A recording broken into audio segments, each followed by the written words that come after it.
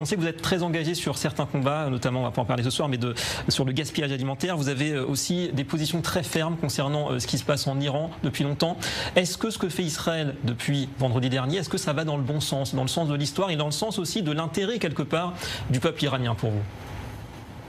Bon, merci pour votre invitation. Et mes salutations à vous et à vos collègues. Merci. Ça fait 46 ans que nous avions interdiction de nous exprimer. Vous savez, moi je suis né en France, mes parents ont quitté l'Iran en 79. Ça fait 46 ans, monsieur, que je n'ai pas le droit, moi, personnellement, de m'exprimer parce qu'à chaque fois on me dit, écoutez, il y a votre papa, votre maman, il y a quelqu'un de votre famille qui est en Iran, ça peut lui causer préjudice. Aujourd'hui, je pense que c'est l'heure de vérité. Chacun doit se positionner.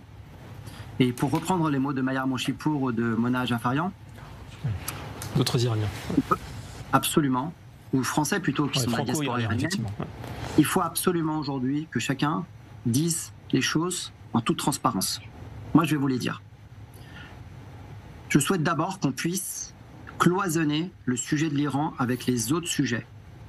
Le sujet iranien n'a rien à voir avec le sujet palestinien, le sujet du Yémen ou les autres. Nous avons l'Iran qui est une civilisation, la Perse, qui a plus de 4000 années d'histoire.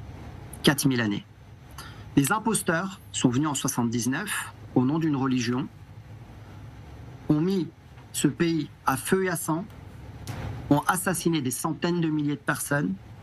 Je pense notamment à Kian Pir Falak, je pense notamment à Majid Reza Ranavard, je pense notamment à Kian Hosseini, je pense à Reza Nourouzi, je pense à Fatemeh Seperi, Tatalou, Massa Amini, bien sûr, et tous les prisonniers politiques ou ceux qui ont été assassinés.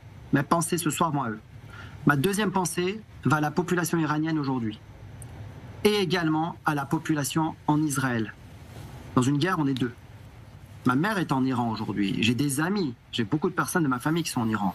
J'ai énormément d'amis au moment où je vous parle qui sont dans des bunkers à Tel Aviv, à Netanya ou à Jérusalem. Mais je vais vous dire quelque chose avec le plus profond de mon cœur.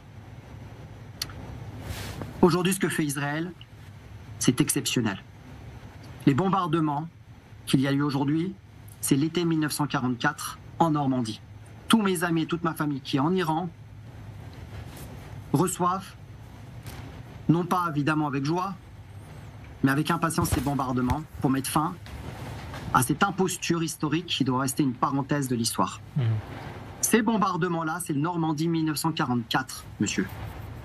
Les Français, nous, puisque moi j'ai que la nationalité française et je porte l'écharpe française, en 1944, lorsque les bombardements sont tombés en Normandie, à Caen, il y a eu 20 000 morts, à Caen et en Normandie, ça n'a pas été de gaieté de cœur.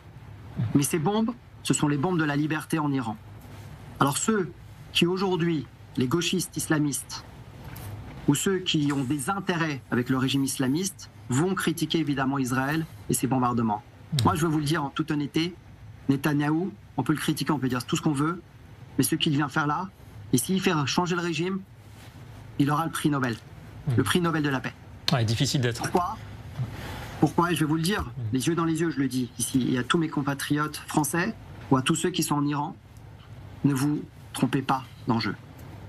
Il n'y a pas de négociation avec des dictateurs. Là, on discute pas avec des gens qui sont des nazis, avec les Hitler et les Himmler.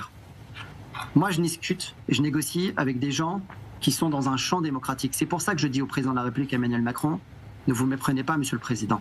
Là, vous faites une erreur historique, une faute historique. C'est le changement de régime qu'il faut. Les Iraniens, dans leur très grande majorité, veulent une monarchie constitutionnelle. Ils sont fatigués depuis 46 ans d'avoir des pendaisons, d'avoir des femmes emprisonnées, des prisonniers politiques. Les gens sont fatigués, monsieur. Nous, notre génération, nous n'avons connu que ce régime islamiste. Pourquoi? Au nom de quoi?